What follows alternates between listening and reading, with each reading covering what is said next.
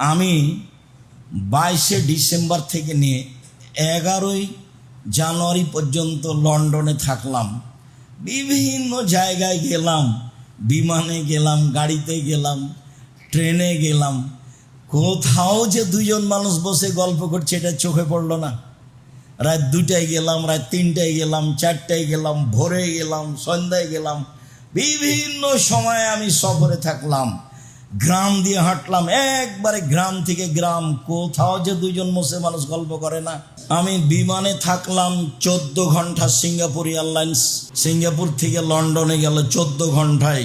আমার ধারণায় ইহুদি খ্রিস্টান ছাড়া বিমানে আর কেউ ছিল না। 2-1জন পাকিস্তানি মানুষ থাকতে পারে, মানে আমি কয়েকবার হাঁটাহাঁটি করলাম, আমার নজরে পড়ে না। এই লম্বা সময় আমি তাদের দেখলাম তারা বই পুস্তক পড়ছে, তারা মোবাইলে কিছু হিসাব নিকাশ করছে, মোবাইলে কোনো জিনিস তারা দেখছে। তবে কোন মোবাইলে কারো চোখের সামনে টিভিতে আপনার এই ল্যাংটা মেয়ে নাচে না, গান বাজনা নাই কারো টিভিতে। আমার অনুমান হলো 2-1টা টিভিতে যে তারা নাটক দেখছে, এরকম আমার ধারণা হলো। আমি হাঁটতে থেকে যেটা আঁচ করলাম, তো তাহলে হইচই, গন্ডগোল, আড্ডা পিটা, মারামারি আপনাদের উপরে চাপিয়ে দেওয়া হয়েছে। একটা গাড়ি আগে চলে যাবে, সামনে একটা গাড়ি পড়তে আগে ও থেমে গেছে, আপনাকে প্রাধান্য দিচ্ছে আগেই। আপনি সুবিধা নিয়ে নেন, ও আর সুবিধা নিবে না, আপনার হয়ে যাবে তখন ও যাবে। সবাই সবাইকে সুবিধা দিতে চাচ্ছে, যেটা মুহাম্মদ সাল্লাল্লাহু আলাইহি সাল্লামের নীতি।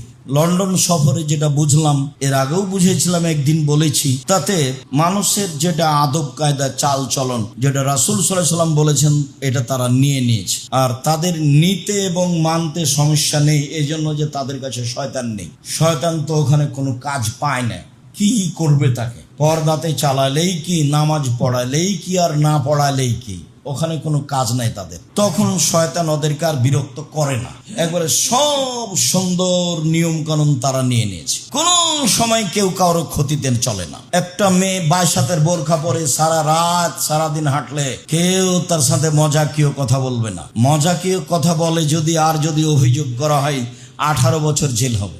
আমাদের রাস্তাঘাটে তো নগ্ন হয়ে মেয়ে চললে সারাদিনে তাকে কত কে বলছে। এই যদি খালি গায়ে চলে, কাপড় ছাড়াই যদি চলে, সারা দিন রাত চললে কেউ তাকে কোনো কথা বলতে পারবে না, বললেই জেল হবে। সব নিয়ম। রাসূল সাল্লাল্লাহু আলাইহি সাল্লাম বলেছেন, একেবারে মদিনা থেকে পায়ে হেঁটে একজন মহিলা চলে যাবে সিরিয়া, কেউ তাকে রাস্তায় বাধা দেবে না, এমন একদিন চলে আসবে। এই নিয়মটা তো মুসলমানের আসা উচিত, এটা ওরা নিয়ে নিয়েছে। কাপড় ছাড়াই চললেই কেউ তাকে কিছু বলে না, সবাই নিজের মতো চলে।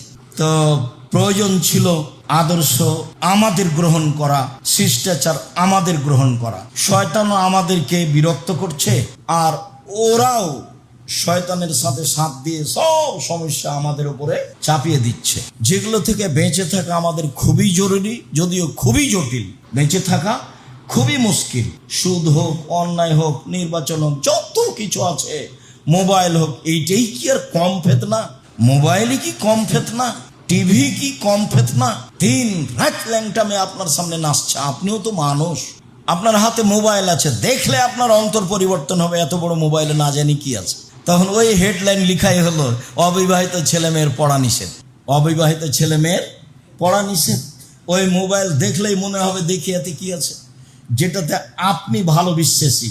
আমি তো ব্যবহার করতে জানি না, কাজে আমি অত বিশ্বাস করতেও পারি না, আমি খালি শুনেই বলছি। আপনি ব্যবহারও করতে পারেন, আপনি ফাংশনও বুঝেন, বিপদে পড়েছেন, আল্লাহ দয়া করো, আল্লাহ তুমি সর্বশক্তিমান, সব তুমি কিছু করতে পারো।